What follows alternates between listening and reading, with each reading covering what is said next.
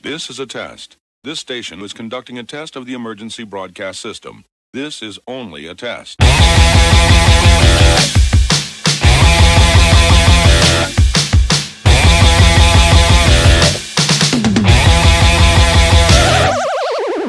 McMahon Music Podcast.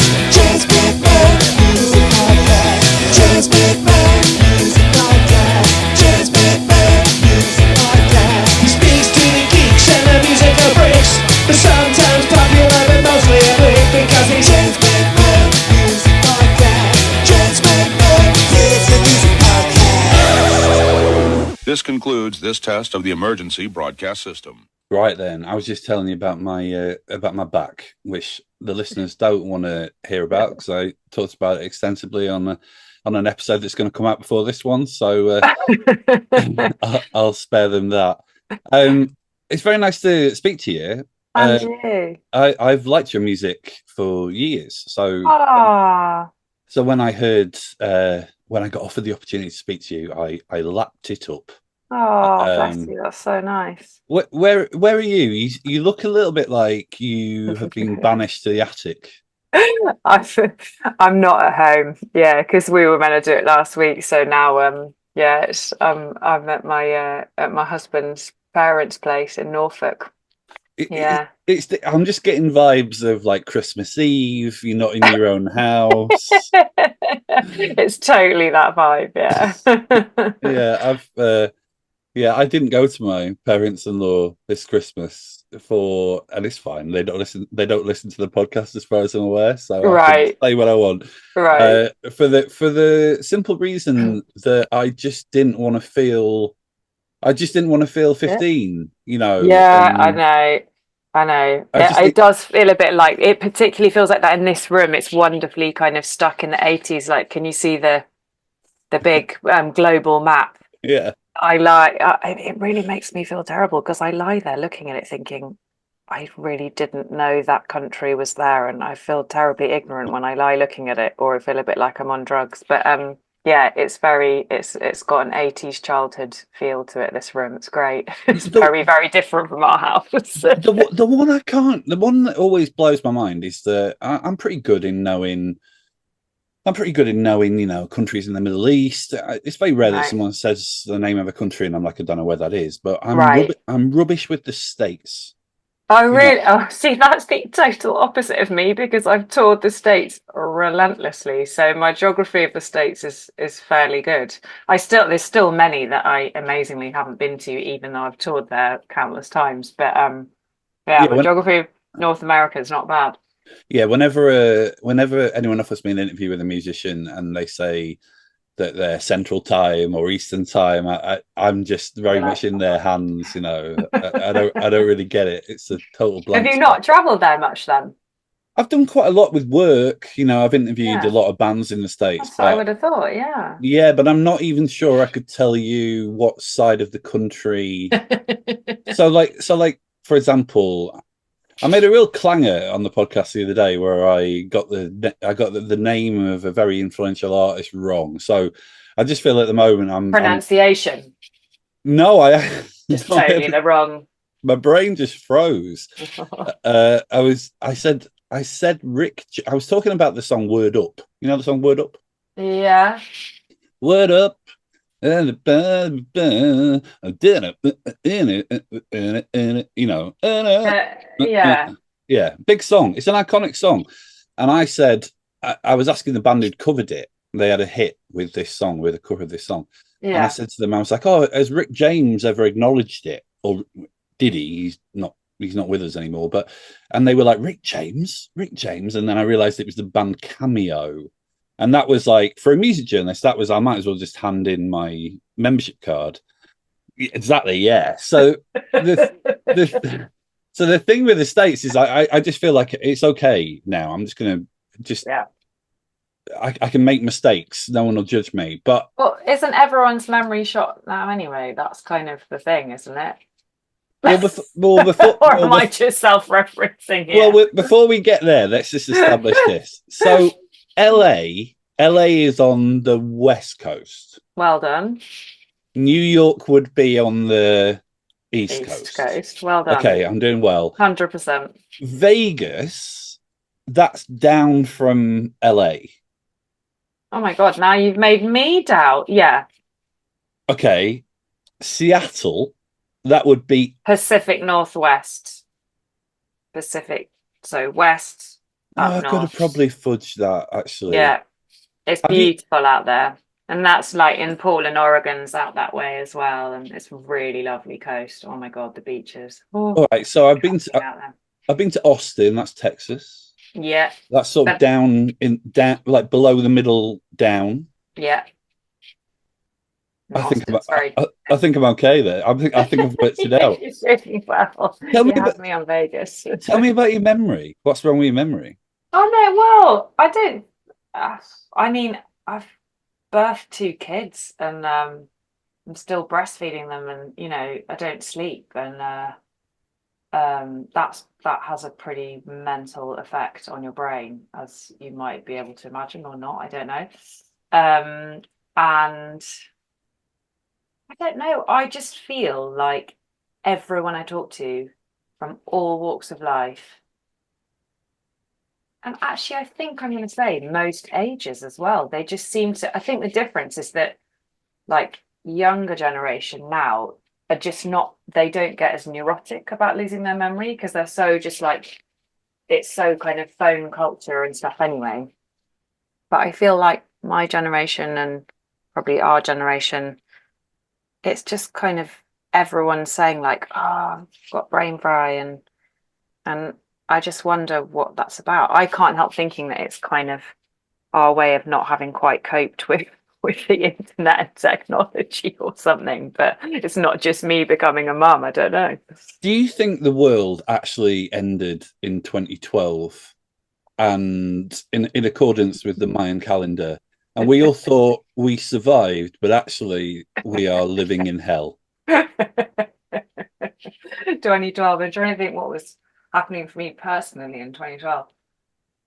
2012 was pretty bad for me personally, but then it all started to pick up after that. So I don't know whether that means I'm living a strange kind of an afterlife. Yeah.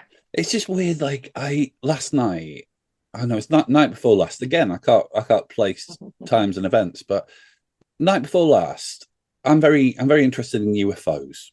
Right. I spend a lot of time on UFO forums. Mm-hmm. And there was this buzz going around that Russia was just about to disclose the existence of non-human life, and almost that in an attempt to usurp the Americans' rolled out plan for disclosure. Mm-hmm. And I was very excited, mm-hmm. and I went to tell my wife, and she was like, "I'm watching EastEnders. Can you tell me about this afterwards?" And I was like, "Yeah, but aliens, surely this is worth interrupting EastEnders for." She's not quite not down bothered. With the alien interest like you. She's definitely holding it together. She's doing really well at clinging on to reality. But the reason I say this is that I went to then. Just normal. Just like she just cares about how we're going to pay our mortgage. Right. It's helpful if one person does, isn't it? It really is. I think that's the key to a good relationship. But mine's screwed then. I just feel a bit. The reason I say all this is that how are we supposed to cope? I mean, I'm being a bit flippant, but even things like what's going on in the world, like warfare and such, like how are you supposed to cope when like you get to bed every night having seen things that it's just insane. Like I just don't know how we can live like this. Oh well, I try to absorb less and less of it.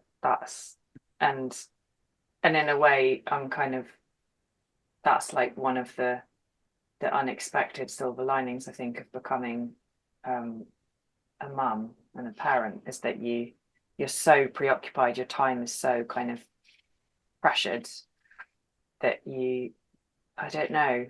I know what you're saying. It just like you really have to, and I'm probably shit at it sometimes, but you have to try and like streamline your focus a bit more. And well, it's not your focus, it's your actual philosophical priorities in life.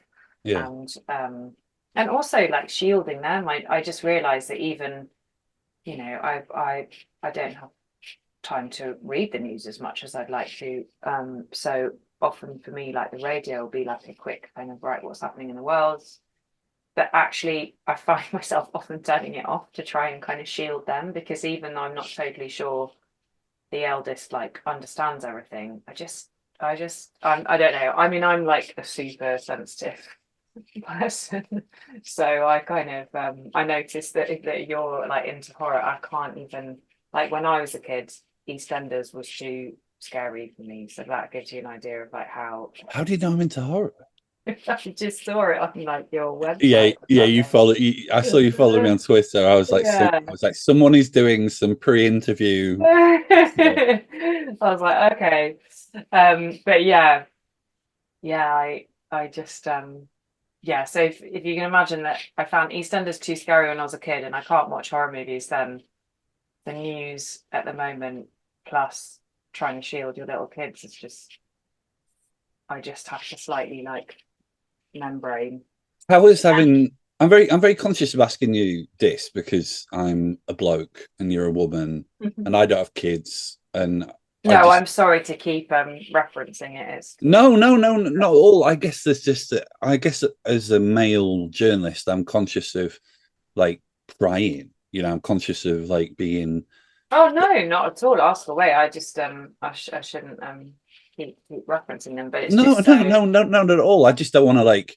I guess it's no, that thing. you Like, can ask anything. I guess it's a thing of like I'm conscious of like defining a woman by motherhood. You know, like Mm, it's a bit of it. mm. But I'm also really interested because you know, me and my wife, we would really like a kid, and we are trying and Oh right, wow. trying and failing, trying and failing, but we're doing our best. You know, Mm, I looked at your Twitter today. I saw you'd shared that Laura Barton piece that was fantastic in the mm, Guardian recently, mm.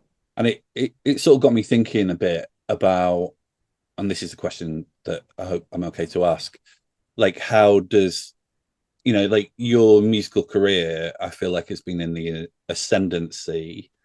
How has having children impacted that? How does it work with what you do?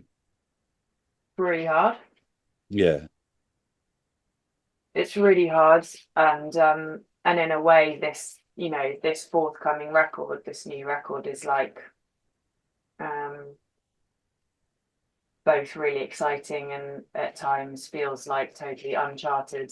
Well, it is uncharted territory for me. And COVID didn't help that, you know, because there was kind of a much bigger gap than I imagined. So now to be, you know, going back out on the road when the record comes out in March and April and start playing some UK shows, and I haven't got any plans to tour the States again in the imminent future with two tiny ones, but just to kind of hit the road in the UK with two little ones. Does it change your does it change I mean I'm going to presume it changes your priorities, but does it change your ambitions?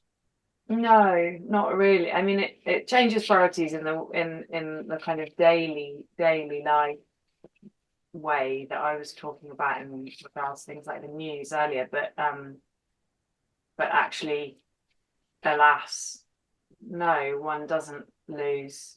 Well, for me personally, and a lot of musicians I know, you know, female musicians who become mums, I don't think it reduces your drive or your ambition, or most importantly your passion for what you do, and then in a more complex way, and often a really challenging way, you're kind of like really profoundly your identity that is bound up in that music making, that kind of like art, and that's the really challenging bit, because you just don't always have time to attend to that bit of yourself. So there comes back in the theme of the streamlining thing of just like, when you've got time, you've got to just like kind of focus on what matters to you, and that is music, I guess, in my case, and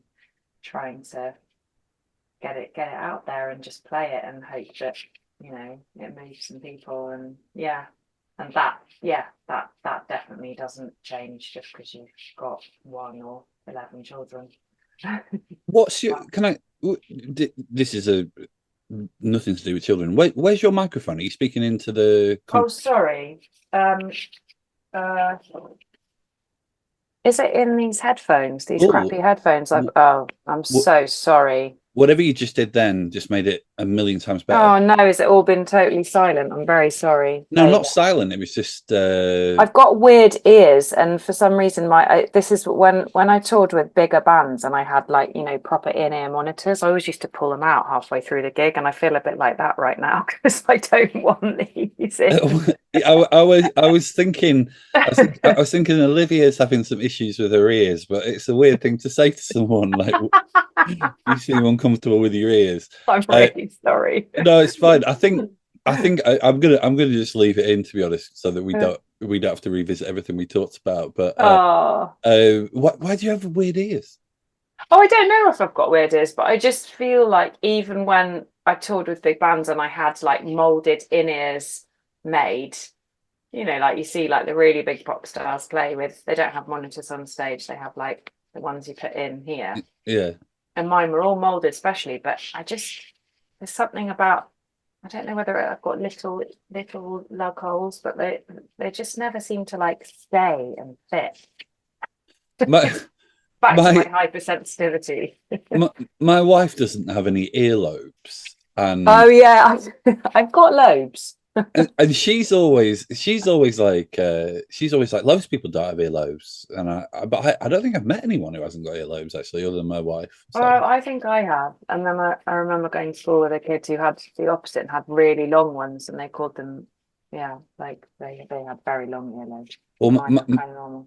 My wife manages a band who just released last year before, I can't remember because time isn't linear anymore.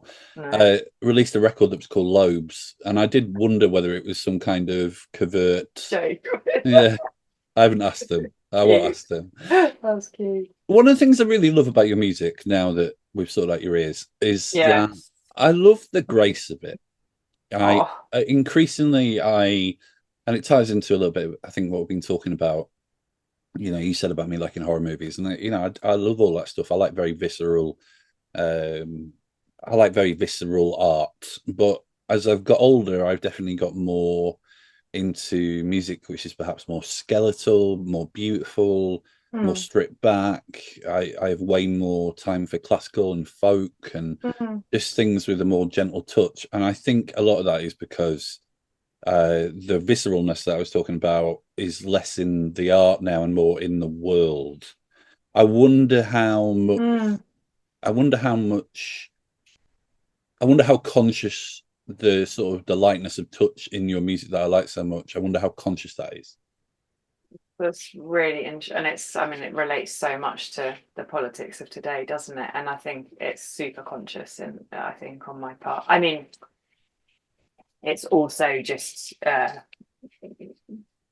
it's also, I guess, what I grew up experiencing musically as well. And I had my classical background, and I grew up with a lot of the folky stuff. It was a heavy part of my musical diet as I was growing up, but it wasn't the only thing by any means, and it certainly wasn't the only thing I then listened to in my 20s and my 30s. But I think I feel that for me, my taste, and kind of therefore me as an artist, that art is there to transcend and or to like help us transcend and be kind of sublime, be searching, and hopefully actually in my own way I am actually trying to make provocative art. And sometimes it bugs me when people are like, oh, it's so soothing, your music, and I'm kind of like, what? I don't want to be fucking it's not that I don't want it to be, but my lyrics and actually like the musical meters and the harmonies that I play with sometimes are often a little bit like off kilter when you actually start to analyze them, but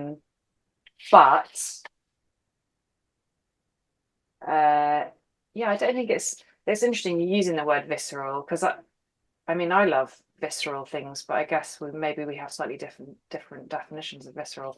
Anyway. Yeah, no, I No, think it's really interesting. I like your I like your use of it, and I know exactly what you mean. And it's not that I want my music to have like a veneer or a facade or be kind of at all. I actually want it to be jugular. And sometimes I think I've listened back to stuff I've made and been frustrated that like something that I really haven't intended to do is like for my music. I don't want my music to sound smooth. And I think that's something I'm always working on. And this is only my third solo record. You know, I've made a couple of other records with other people, but that's like an eternal search in the studio for me and as a writer, but particularly like the recording process is like how to capture something as raw as possible. And then in the writing and in the recording process, you're like trying to emotionally just go jugular kind of thing. do you know the band? Do you know the band Low?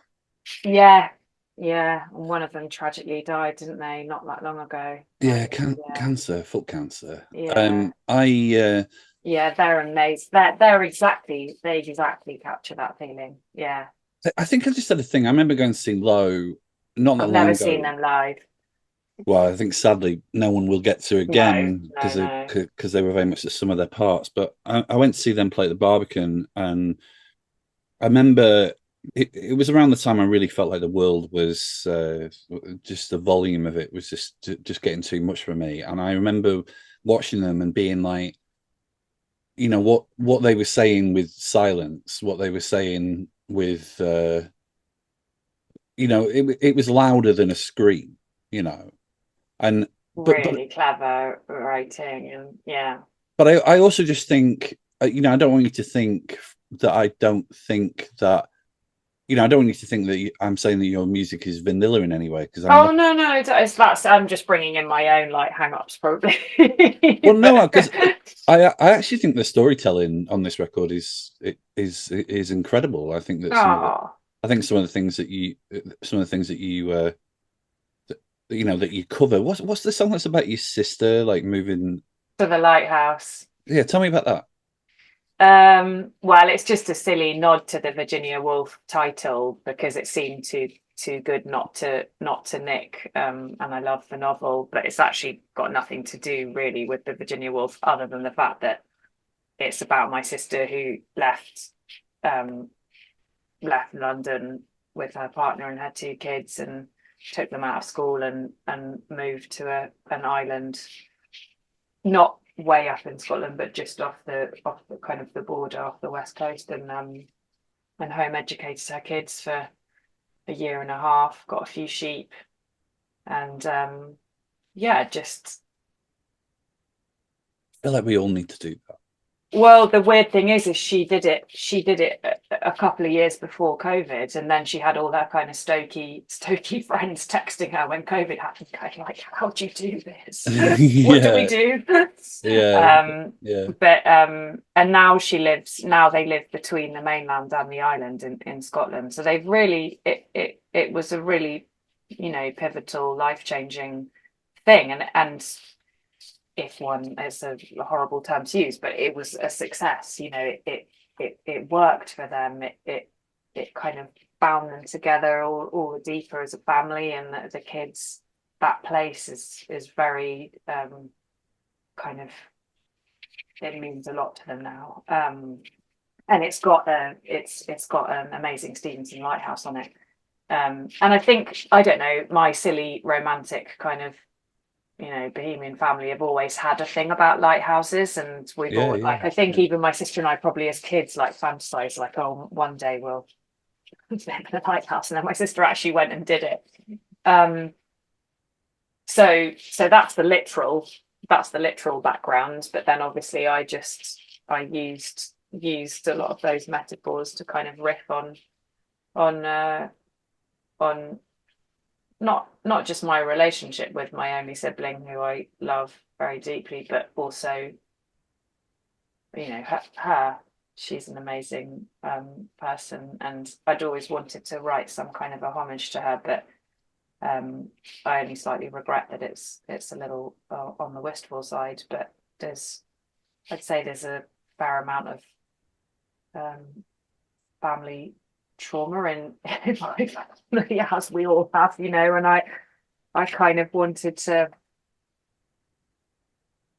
I just wanted to like probe some of those issues in as poetic and maybe in as graceful a way as I could. I mean, it's kind of it's making me come back to what you said, that yes, I think that song is maybe a good example of what you were probing, of like,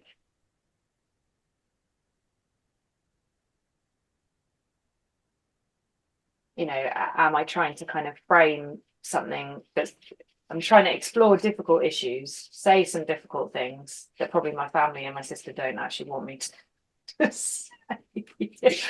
but then also I'm trying to make it beautiful and hopefully have a kind of element of catharsis, which I know already it kind of has a little bit for all my family members. And I've had a lot of people write to me and like, you know, kind of saying that song just like made me weep, and I'm kind of thinking, do they have a sister? You know, it's just so, and that's what I want to do. When people write to me and say you made me weep, I'm just like, yes, result.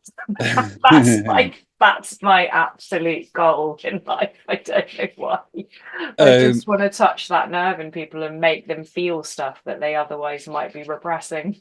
If you could, I don't really know why I get so impressed when I hear that people have been nominated for a Grammy, because I'm not American. I didn't grow up watching I know. Grammys. It's a weird thing, isn't it? I can talk to you about that whole, but yeah, I've got many thoughts about it. But it's so weird though. As soon as anyone says, "Oh, Grammy nominated," I'm like, "Oh, yeah." You know." It's like, you know, the funny thing for me now is that I feel like everyone's just winning them all. Like everyone I know is just like, "Oh yeah, I've won," and I'm like, "Oh shit, I only got a nomination." what I was going to ask is, how many people crying would you trade your Grammy nomination for? Oh, like a couple. Oh yeah, oh god, I'd trade it in. I tell you what, I wouldn't trade in easily though, is the experience of having gone to the ceremony. Yeah, that was so incredible, so fascinating, so moving, unexpectedly moving. Why was it moving? Because, well, the bit that was moving ultimately was the pre-televised bit, which I think they've maybe now changed or something. Right. But basically all the genres of music that like the industry doesn't give a shit about, so like folk, classical, kind of obscure genres, I think, of hip hop, including kind of Christian rap, and I don't know, and then country, blues, like all those kind of, I hate even the terms of genres, but all that stuff jumbled into a pre-televised ceremony that's in a kind of other room. But there's like, I don't know how many people there. There's like hundreds and hundreds of people, with maybe a few thousand. And like Ice-T played, and we actually, the band that I was nominated with, the record that I made with the Decemberists that was called Off the Rex, and that was what we were nominated for a Grammy for.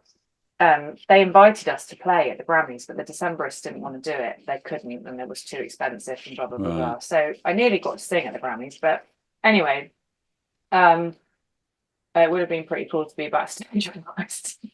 Yeah. Anyway, so, it wasn't nothing ceremony. It wasn't like Rihanna and Miley Cyrus and Elton John and all those people who then played in the televised bit that we went to after.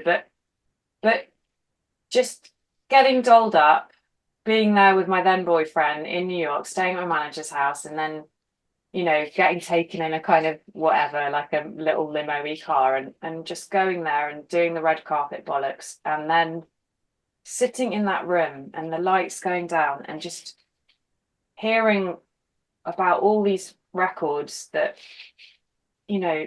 lots of us, I mean, you might have because you're a music journalist, but lots of us might not have known about, and all these musicians making these speeches, and it was just I don't know, it was really humbling and really, really, I mean, it makes me just kind of feel emotional remembering it now. I'm not explaining it well. It just was such a reminder of how many amazing musicians are out there just constantly slogging away, making beautiful things, not necessarily going to get noticed. And yet something about that ceremony, what it did feel a bit like, right, you are the people who've been slogging away, but actually this is your little moment of, okay, establishment recognition, which ultimately, do we really care? But yes, we kind of do care sometimes. And it was wonderful. And then in a way, the contrast of then like going into the other like crazy room where like every big star you can think of plays, and some of them kind of pop up from under the floor right in front of you, like Lady Gaga. Literally, Yeah. she suddenly appeared in a swan outfit playing the piano like right next to my feet. And yeah, it's just a really, really fun, really heady experience. But I think the big thing is just, it was just the kind of humbling aspect of just being reminded that you're kind of part of a huge community in a way of musicians and just like poets and Yeah. artists who are kind of probably living quite compromised lives for their art, like, and but it just to have that moment of all coming together and watching some people get that recognition, and it was, yeah, it was really lovely, really, really special, and really fun parties afterwards and stuff. So yeah, the nominations don't really give a shit about, but it's kind of a useful thing to just sometimes make people sit up and notice, I guess. Yeah, But I couldn't quite work out where you were going with it. And then when you got to the bit, I totally got it actually at one point when you were just describing that.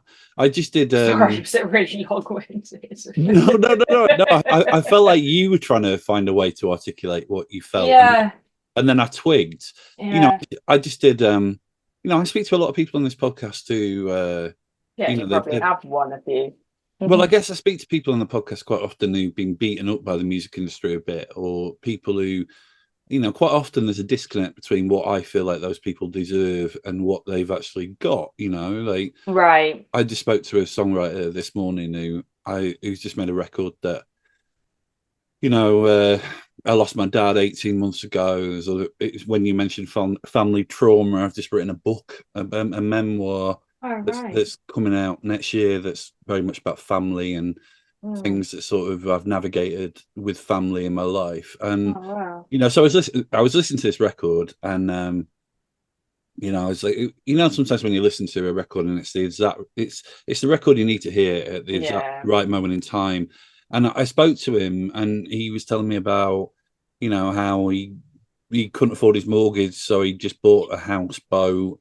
And it was just really sad. It just really kind of broke my heart, because I was like, you have literally just put air in my lungs in this conversation and with this record. And so really what you're describing, that for all of the sort of glitz and glamour of the Grammys, to actually have a moment where people's work that is often goes unacknowledged get Mm. their wings, so to speak. Mm. I think that's a beautiful thing. Yeah. And But also the whole thing of like, in a way, like I personally found it, I really, really cannot emphasize how much I mean that I didn't give a shit that we didn't win. I was just so thrilled and felt so lucky to be there at all. I think my then record label felt differently about that result, but that as well, like the kind of the slight paradox of like, you're there because it's a kind of competition in a sense. So I don't know, what do you put, award ceremony, it's a kind of competition, isn't it? And yet actually, because of the dynamic of that first part of the ceremony that's not televised, which also gives it a certain quality, it's less like kind of, yeah, glitzy and showy in a way. It's like a reminder that you're really not in competition with other artists at all. well, yeah, it's just all arbitrary. But it was so communal. It just really felt like every musician in that room was just like full of joy, full of gratitude. Yeah, it was a really wonderful, like, communal experience. And it's not often I talk like that about like anything. So I've got, I maybe I was just lucky and it was a particularly But I've heard other musicians talk about that bit of the ceremony in that way, and then the rest of it is just like a total ball, and it was really fun watching like pop stars who you rate and some who you don't rate, and then watching them play live and be like, oh shit, they can really sing, and like, oh, they really can't sing. And yeah. Miley Cyrus absolutely killed it, and it was, unquestionably talented. Yeah. I've got 5 minutes before I have to speak to someone else, and I feel like there's so many things I want to ask you. So I feel like we should do. Let's see how much we can cram into 5 minutes. It'd be a bit scattershot. Tell me about working with Nico Murley. I found myself on the Faroe Islands with him about 15 years ago. Oh wow! Was he working with Taitor? Yeah. Yeah, that's so weird. Taitor was making his record with Thomas Bartlett when I was making my previous record, Shelter. So we hung out quite a lot. In fact, there was nearly a moment where I was going to like cover one of his songs or something. But yeah, I've met Taitor. So what was it? I mean, when I met him, I was like, okay, sometimes when you just realize that you have met someone in the presence of a kind of genius. Yeah. He's I'm like, you're amazing. And Nico, I think the weird thing is Nico's known about my music for a really long time, but we've never kind of had that chat. But I know that he has. And so I feel kind of honoured that I've been on his radar for a very long time. Like long since before I signed to Nonesuch and stuff, even when I was putting out bootleg EPs. But then, I wended my way into Thomas Bartlett's studio, and it turns out they're childhood kind of friends or like uni friends or whatever, and their studios are next door to each other in the same building in Reservoir.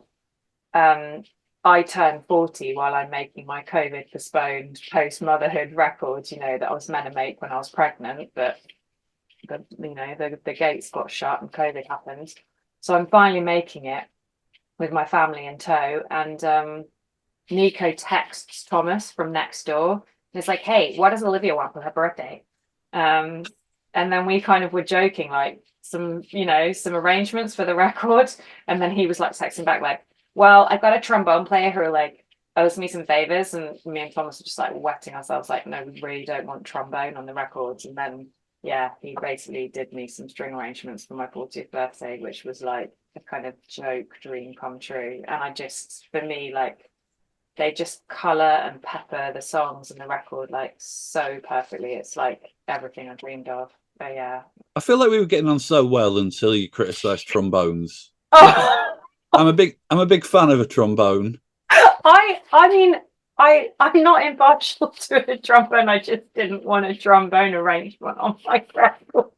Listen, I'm from Yorkshire. It's all brass bands. I live in Yorkshire now. Oh dear. Yeah. Where are you in Yorkshire? In York at the moment, but we're hoping to get out to the sticks. Yeah, out to the moors. Or have you been to the York Viking Centre? I have been to the York Viking Centre when I was about 20 because I lived with a lovely Danish bass player for many years. I call him my ex-husband, and his family used to come over and visit. And so as a kind of joke, we were like, right, let's take you to the Viking Centre because you guys basically, built half this city. And so we took his family there then, and I haven't rushed back since, but it was pretty fun. I have been mentioning Jorvik Viking Centre in every interview. In everything almost everything I've written or spoken about. Is it in your memoir? Yeah. Yeah. I don't know what it was about getting taken there as a kid and the sights and the smells of Viking England. I did an episode recently with Rick Witter from Shed 7, who lives in York. Right. And then they had a #1 record, and I started a campaign on Twitter to try and get Shed 7 free entry to Jorvik Viking Centre for life. And it didn't work? No. All I want is someone from Jorvik Viking Centre to acknowledge it. I mean, I didn't like when I mentioned have you been to Jorvik Viking Centre. You pulled a face. No, I just... You did pull a face. It's just funny. I mean, it's funny to think of it. They're gonna have a picture of you on the door like they do with problematic families at Butlins. Can't let her. I don't think this has advanced my cause to get a lifetime pass to Your Bit Back in Sunday. I don't think so. No. When do you head on tour? You said the record's April. The record comes out late March, and then I head on tour April 3rd, the first show, and then I kind of take a bit of a weird break in May, and then Union Chapel and big show in Bristol in June. Oh, Union Chapel! Can I come to the Union Chapel show? Please do, yeah. That'd be lovely. Yeah, I'm really excited. I've played there many times, with people, supporting people. I remember playing with my mates, supporting Perfume Genius, and I've done loads of things there, but I've never headlined, and it's kind of a bit of a dream come true. So yeah, tell all your listeners to buy tickets, please. Yeah, I will do. I'm really sorry I've got to jump into this other interview. I feel like I could keep going and going and going, but I will. When you're on stage at the Union Chapel, if you look out and you see a bespectacled man wearing a Viking helmet. I was just going to say a Viking helmet. I'll notice them. Yeah, I'll blow my long horn. I think that's the thing. Thank you so much for speaking to me, Olivia, and I hope you're okay with your ears going forward. Yeah, take care. Thanks, James. Bye. Bye.